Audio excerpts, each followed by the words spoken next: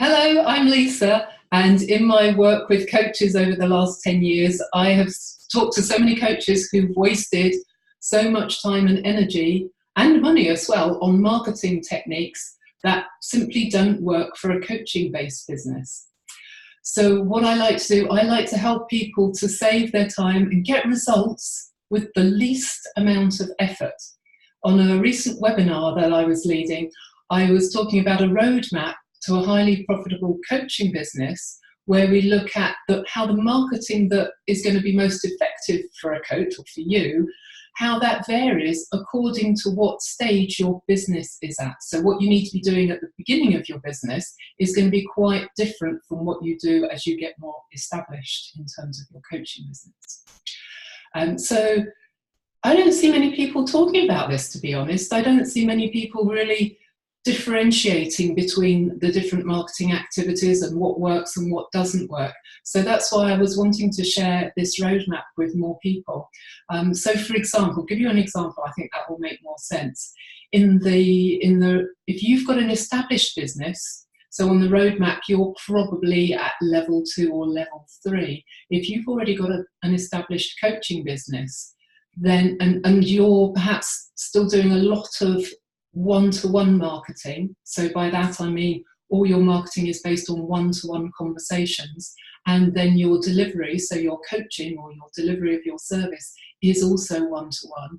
At some stage you're going to hit almost like a ceiling on your income, because you're just going to run out of time. Either that or you're going to get very, very busy. Often I speak with people and when they've got an established coaching business, they just get to the stage where they're very, very busy.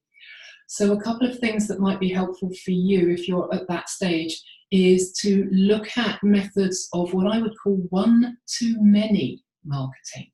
So that means that you're talking to a whole audience or a whole group of people all at once, rather than just one-to-one conversations. So a couple of examples of those would be speaking, seminars, webinars as well. The other thing that you could look at is looking at how you could deliver to more than one person at once. And a couple of examples, there are more on the roadmap, but a couple of examples of this might be something like group coaching programs, team coaching, so that you're delivering to a whole group of people all at once. So hopefully that's helpful. On the other hand, you may be at the stage where you are either early in your coaching business, or it might be that you've made a shift into a different market. And if that's the case, you're more likely to be at level 1 in terms of the marketing that's going to be helpful for you. And in that situation, you are better off doing more one-to-one marketing, getting into conversations with people. I think it's really important that you hone your message. So in other words, that means you can have a conversation with somebody and you know the things to say to get them really interested and curious about what it is that you do. And to do that one-to-one is the way to experiment and find out. If you try to do that with a whole room full of people before you've established how you do it one-to-one, it's going to be really tricky actually to get feedback from people to know what you're doing. The other mistake I see people making at the early stages of their business is writing a book. There are too many books in garages that aren't getting out to people. People end up with a whole big store of them because they just can't get rid of them. So that's a tip, because I see people doing that far too early in their business. A book is great for raising your profile and credibility, and it could be done as a marketing technique. But I would say that's more probably a level 3 type activity rather than something you should be doing near the beginning of your business. So if you would like to have a look at this roadmap, it's been 10 years in the making, so I hope you like it. I hope you find it useful. It's not too late. You can sign up for the webinar recording so that you can get the whole description and me talking you through the 3 different levels. If you sign up for the webinar recording, you'll also get access to the handout, which is the roadmap with the 3 different levels.